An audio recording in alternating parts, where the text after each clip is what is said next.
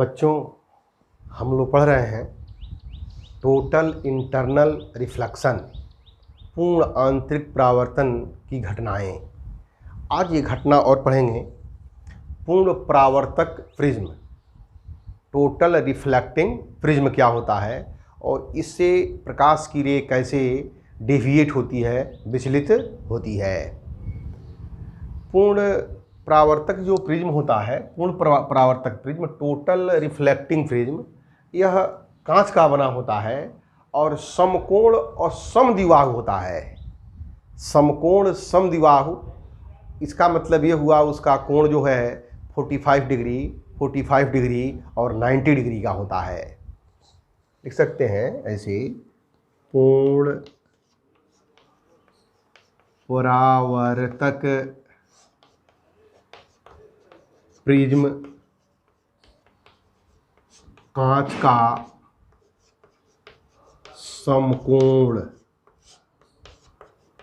समद्विबाहु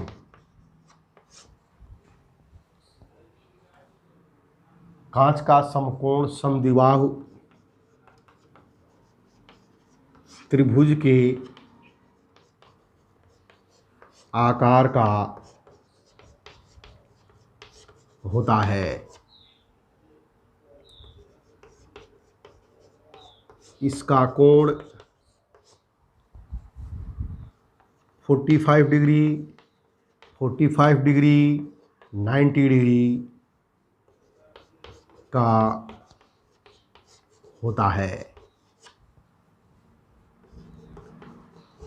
वायु कांच के लिए क्रांतिक कोण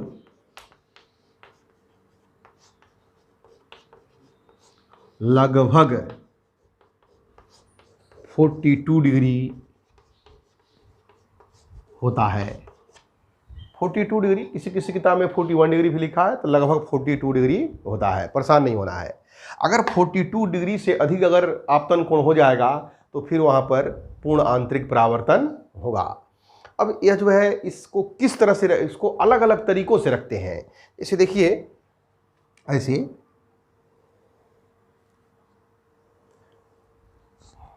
ये दोनों साइड इक्वल है और ये इसका हाइपोटेनियस है ऐसे। इसे कहेंगे ये 90 डिग्री का है, ये 45 डिग्री, या 45 डिग्री। इसे कहेंगे पूर्ण परावर्तक प्रिज्म। यह समकोण भी है और समद्विबाहु भी है। ये दोनों जब एंगल बराबर है तो सामने की भुजाएं भी क्या होंगी, ये बराबर होंगी। तो ये परावर्तक प्रिज्म, इसको अलग अलग तरीकों से रखने पर अलग अलग प्रकाश का डेविएशन होता है। इसके द्वारा प्रकाश को 90 डिग्री पर भी मोड़ सकते हैं, 180 डिग्री पर भी मोड़ सकते हैं और 0 डिग्री कोई डेविएशन नहीं होगा, लेकिन प्रतिबिंब को उलट देता है, उत्क्रमित कर देता है। तो कैसे ये काम करता है, इसको हम प्रकाश किरण का 90 डिग्री से विचलन, ये प्रकाश की रे को 90 डिग्री से कैसे करता है विचलित। देखिए, ये हमारा पूर्ण परावर्तक ऐसे एक प्रिज्म है।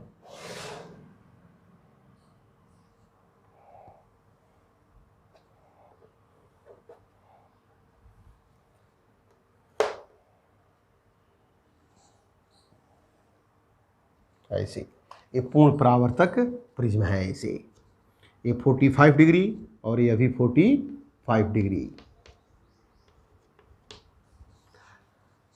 प्रकाश की जो रे है, ऐसे एक लेते हैं प्रकाश की रे बिल्कुल परपेंडिकुलर, ऐसे इस साइड पर। ऐसे जब कोई रे किसी सरफेस पर परपेंडिकुलर चलती है तो वो क्या होती है, कहीं से डेविएट नहीं होती है, बिल्कुल सीधी चली जाती है। ऐसे सीधी आ गई, यहाँ पर डेविएट नहीं होगी क्योंकि ये ग्लास है लेकिन इस पर परपेंडिकुलर जा रही है। अब यहाँ आएगी तो यहाँ पर इस पर खींचेंगे नॉर्मल, ये नॉर्मल है, जब ये इस पर नॉर्मल है ऐसे, तो यह कोण जो होगा कितना होगा 45 डिग्री। अब ये जो है आपतन कोण इस सरफेस के लिए आपतन कोण 45 डिग्री हो गया। और इसका क्रिटिकल एंगल होता है 42 डिग्री। जब क्रांतिक कोण से बड़ा हो जाएगा तो यह पुनः इसी 45 डिग्री पर पुनः इसी माध्यम से वापस क्या होगी, ऐसे लौट जाएगी, इधर आ गई। ये 90 डिग्री पर क्या किया, इसको डेविएट कर दिया। अगर मान लीजिए ये P है तो यहाँ पर भी लिखा P। एक रे को और लाइए इसी के पैरेलल, ऐसे आई, ये मान लीजिए O है। फिर ये यहाँ पर क्या होगी, यहाँ पर इसका पूर्ण आंतरिक जो है परपेंडिकुलर है, ये 45 डिग्री होगा, तो पुनः यहाँ से क्या होगी, ये ऐसे रिटर्न हो जाएगी। इसका होगा पूर्ण आंतरिक परावर्तन, ऐसे इधर आ गई। अगर ऐसे कोई हमारा ऑब्जेक्ट है तो P से O की ओर है, यह O है, तो P से O की ओर ऐसे इसका इमेज यहाँ बनेगा, 90 डिग्री पे बनेगा। ये 90 डिग्री क्या किया इसने, डेविएट कर दिया। प्रकाश किरण का 90 डिग्री से विचलन, ये 90 डिग्री से विचलन हो गया, ये बाहर की तरफ नहीं निकलेगी, यहाँ पर पूर्ण आंतरिक परावर्तन होगा। ये 45 डिग्री तो ये भी 45 डिग्री, ये 45 डिग्री तो ये भी, क्योंकि आपतन कोण परावर्तन कोण के बराबर होते हैं। तो ये हमारा प्रकाश की किरण का 90 डिग्री से करती है विचलन।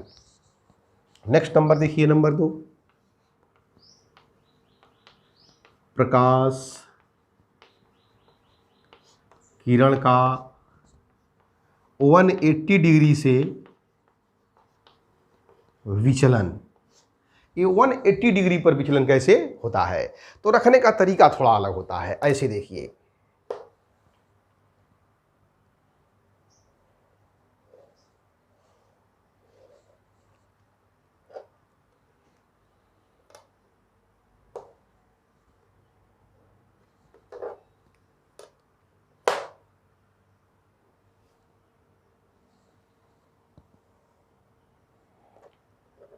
अब इस प्रिज्म को ऐसे रखेंगे,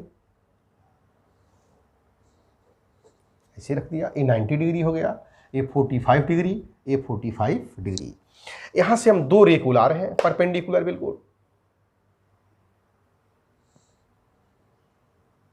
ये यहां से आई और एक इसी के पैरेलल और लेते आ रहे हैं, यहां से ला रहे हैं, 2 पैरेलल लाइन को लाया गया। इस सरफेस पर, ये सरफेस देख रहे हैं आप, अगर लिखा जाए A B C, BC surface पे परपेंडिकुलर जा रही है रे, इसीलिए डेविएट नहीं होगी। अब यहाँ पर खींचेंगे हम नॉर्मल, यहाँ पे नॉर्मल, और इस पर भी खींचेंगे नॉर्मल।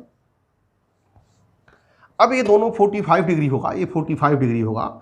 आपतित किरण और अभिलंब के बीच का ये एंगल जो होता है 45 डिग्री। तो ये कहाँ आएगा, नीचे आएगा, ऐसे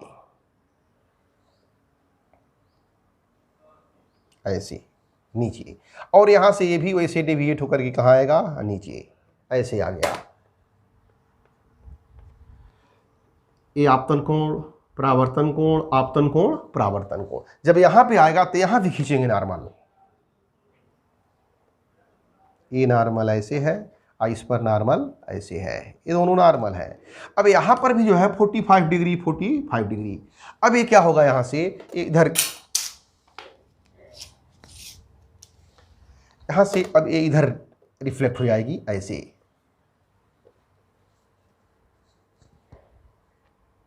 ऐसे चली गई, और ये जो है इसी के पैरेलल ऐसे निकल जाएगी।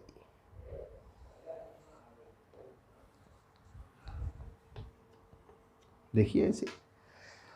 अब अगर यह P है तो देखिए P ऐसे होकर के, ऐसे होकर के, ऐसे, यहाँ पर P हो गई। अगर यह Q है तो Q ऐसे होकर के, ऐसे होकर के, ऐसे, यहाँ पर Q है।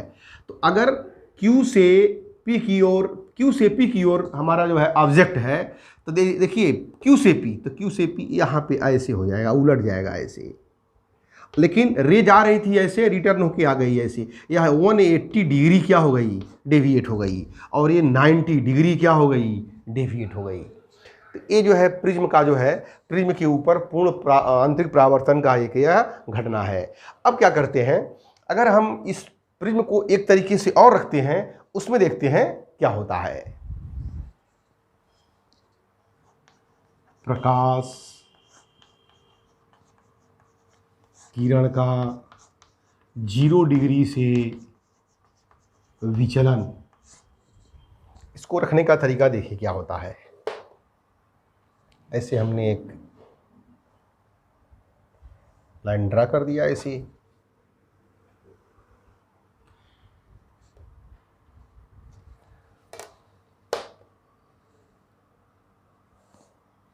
ये हमारा समद्विबाहु त्रिभुज बन गया, या कह सकते हैं पूर्ण परावर्तक प्रिज्म है ये, पूर्ण परावर्तक प्रिज्म। ये 90 डिग्री है, 45 डिग्री, 45 डिग्री। अच्छा, अब देखिए इस पर हम क्या कर रहे हैं, 2 रे बुला रहे हैं ऐसे,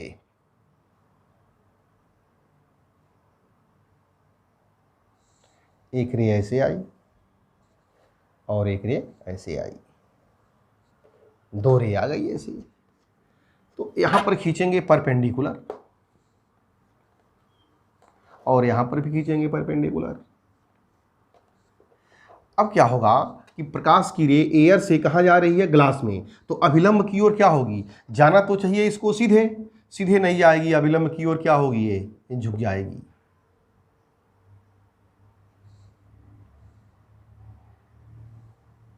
ऐसे झुक गई, अभिलंब की ओर ऐसे झुक गई। अब यहां खींचेंगे परपेंडिकुलर, तो ये 45 डिग्री होगा और ये 45 डिग्री। तो यहां पर इसका क्या होगा, पूर्ण आंतरिक परावर्तन।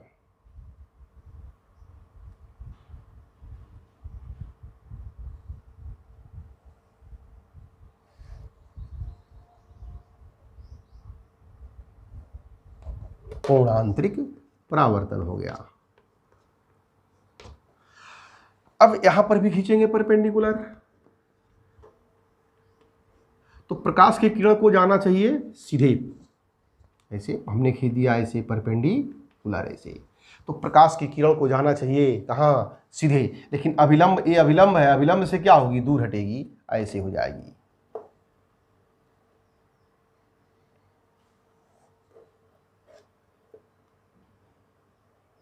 अभिलंब से दूर हट जाएगी, ऐसे हो जाएगी।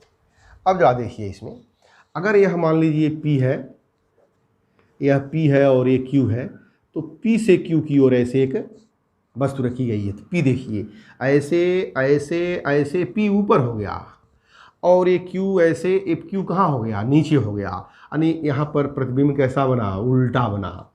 यहाँ पर इसको बोलते हैं उत्क्रमण, उत्क्रमण, प्रतिबिंब कैसा बनता है, उत्क्रमण हो जाता है, उलट जाता है। तो इस तरह से प्रकाश किरण का 0 डिग्री से विचलन हुआ, जिधर जा रही थी उसी डायरेक्शन में चली गई, इसका विचलन नहीं हुआ, तो 0 डिग्री से विचलन होता है। तो इस तरह से पूर्ण परावर्तक प्रिज्म से टोटल इंटरनल रिफ्लेक्शन देख लेते हैं। प्रकाश तंतु ऑप्टिकल फाइबर क्या होता है, यह भी पूर्ण आंतरिक परावर्तन टोटल इंटरनल रिफ्लेक्शन की घटना पर आधारित है। इसका तो बहुत ब्रॉड इसका जो है उपयोग करते हैं, यूज करते हैं। क्या होता है, प्रकाश तंतु प्रकाश के पूर्ण आंतरिक परावर्तन की घटना पर आधारित एक ऐसी युक्ति है जिसमें प्रकाश सिग्नल को प्रकाश के ही रूप में एक स्थान से दूसरे स्थान तक तीव्र गति से बिना ऊर्जा ह्रास के प्रेषित किया जा सकता है। अगर वो पाइप टेढ़ा मेढ़ा भी क्यों न हो, जिलेबी की तरह से टेढ़ा क्यों न हो, उसके अंदर भी प्रकाश को एक स्थान से दूसरे स्थान तक आसानी से और बिना ऊर्जा ह्रास के भेजा जा सकता है। इसलिए इसका नाम रखा गया है ऑप्टिकल फाइबर। इसमें होता क्या है, ये बहुत पतली पाइप होती है, लगभग 10⁻⁻⁴ मीटर व्यास की। तो थोड़ा सा हम बड़ा बना रहे हैं ऐसे, एक कांच या क्वार्ट्ज की नली होती है, ऐसे समझिए, एक कांच या क्वार्ट्ज की नली होती है, ऐसे कांच का होगा या क्वार्ट्ज का होगा, ऐसे ये नली जो है कांच या क्वार्ट्ज,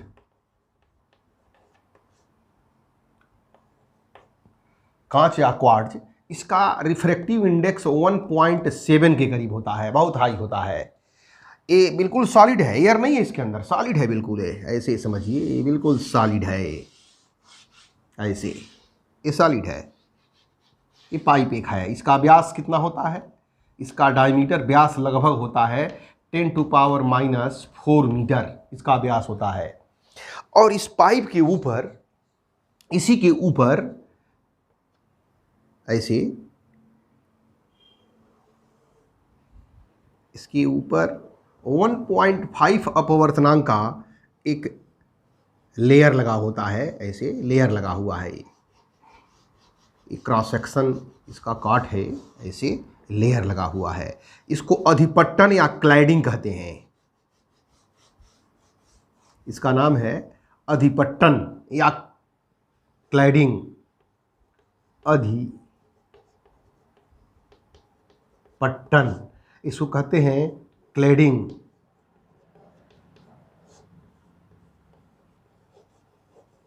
क्लैडिंग होता है। इसका जो रिफ्रैक्टिव इंडेक्स होता है n, यह होता है 1.5।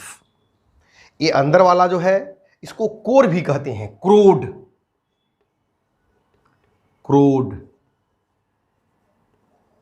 कोर ऐसे कहते हैं। क्लैडिंग, बाहर जो एक पाइप है, पतली पाइप है, तो पाइप जो बना हुआ है वो कांच का बना हुआ है, ग्लास का, क्वार्ट्ज का बना हुआ है, उसका रिफ्रैक्टिव इंडेक्स होता है 1.7, हाई होता है। और उसके ऊपर एक लेप लगा होता है, अधिपट्टन जिसको बोलते हैं, और उसको क्लैडिंग भी बोलते हैं क्योंकि उसके ऊपर लेप लगा होता है, पेंटिंग समझ लीजिए, या उसको आवरण चढ़ा होता है, उसको क्लैडिंग कहते हैं। इसको क्या करते हैं, एक प्लास्टिक के आवरण से ढक देते हैं, ऐसे यहाँ पर बना दे रहे हैं आवरण, एक ऐसे एक आवरण है, इसको ढक दिया गया है ऊपर से, कवर है कि खराब ना हो। ऊपर का जो अधिपट्टन या क्लैडिंग किया गया है वो छूटने ना पाए, ऐसे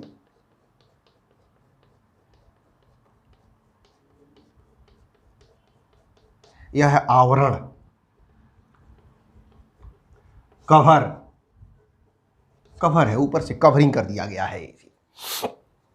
देखिए इसमें होता क्या है, बहुत पतली जो है ये पाइप होती है, 10⁻⁻⁴ मीटर।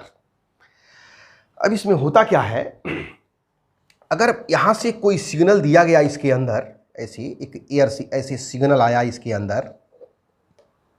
अंदर, तो देखिए ये क्या है, इसका अपवर्तनांक 1.7 है, इसके बाहर वाले का अपवर्तनांक 1.5 है, यानी अंदर सघन माध्यम है, इसकी जस्ट बाहर क्या है, विरल माध्यम है।